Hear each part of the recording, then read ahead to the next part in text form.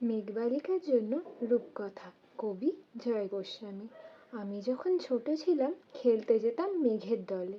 একদিন এক মেঘবালিকা প্রশ্ন করল কৌতূহলে, এই ছেলেটার নাম কি রে তোর? আমি বললাম ফুসমন্তর। মেঘবালিকা রেগেই আগুন, নাম কি এমন হয় কখনো? আমি বললাম নিশ্চয়ই হয়, আগে আমার গল্প শোনো। সে বলল শুনবো না যা, সেই তো রানী সেই তো রাজা, সেই তো একই ঢাল তরোয়াল, সেই তো একই রাজার কুমার পক্ষী রাজা, ওসব বাজে। আমি বললাম তোমার জন্য নতুন করে লিখবো তবে। সে বলল সত্যি লিখবি? তবে মস্ত করে লিখতে হবে, মনে থাকবে, লিখেই কিন্তু আমায় দেবে। আমি বললাম তোমার জন্য লিখতে পারি এক পৃথিবী। লিখতে লিখতে লেখা যখন সবে মাত্র 2-4 পাতা, হঠাৎ তখন ভূত চাপলো আমার মাথায়। খুঁজতে খুঁজতে চলে গেলাম ছেলেবেলা সেই মেঘের মাঠে। গিয়েই দেখি চেনা মুখ তো একটিও নেই এ তল্লাটে। একজনকে মনে হলো তারই মধ্যে অন্যরকম। এগিয়ে গিয়ে বলি তাকে, তুমি কি সেই মেঘবালিকা? তুমি কি সেই? সে বলল মনে তো নেই, আমার ওসব মনে তো নেই।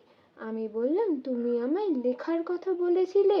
সে বলল সঙ্গে আছে, ভাসিয়ে দাও গায়ের ঝিলে। শোনো, আমি আর মেঘ নই, সবাই এখন বৃষ্টি বলে ডাকে আমায়। বলেই হঠাৎ এক পশলায় চুল থেকে নখ আমায় পুরো ভিজিয়ে দিয়ে অন্য অন্য বৃষ্টি বাদল সঙ্গে নিয়ে মিলিয়ে গেল খরস্রোতায়, মিলিয়ে গেল দূরে দূরে। বৃষ্টি বলে ডাকে আমায়, বৃষ্টি বলে ডাকে।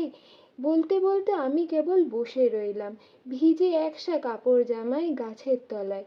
বৃষ্টি নাকি মেঘের জন্য? এমন সময় অন্য একটি বৃষ্টি আমায় চিনতে পেরে বলল, তাতে মন খারাপের কি হয়েছে? তুমিও যাও, ফিরে যাও, মন দাও গে তোমার কাজে। এখন পুরো বর্ষা চলছে, নানান দেশে ভীষণ ব্যস্ত। বর্ষা থেকে ফিরে আমরা নিজেই যাব তোমার কাছে। ঘর ছেড়ে সেই বেরিয়ে গেলাম, ঘর ছেড়ে সেই ঘর বাঁধলাম গহন বনে, সঙ্গে শুধু কাগজ কলম। একাই থাকবো, একাই দুটো ফুটিয়ে খাবো, 2-1 মুঠো ধুলোবালি যখন যারা আসবে মনে তাদের লিখবো, লিখেই যাব। ঘাড় গুজে দিন লিখতে লিখতে, ঘাড় গুজে রাত লিখতে লিখতে, মুছেছে দিন মুছেছে রাত।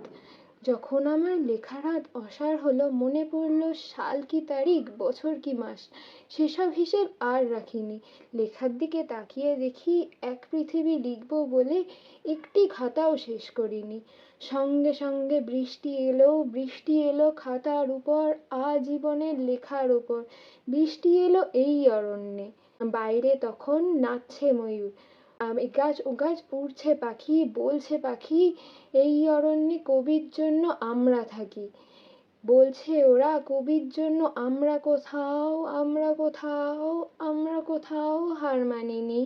কবি তখন কুটির থেকে তাকিয়ে আছে অনেক দূরে, বনের পরে, মাঠের পরে, নদীর পরে, সেই যেখানে সারা জীবন বৃষ্টি পড়ে, বৃষ্টি পড়ে, সেই যেখানে কেউ যায়নি, কেউ যায় না কোনোদিনই।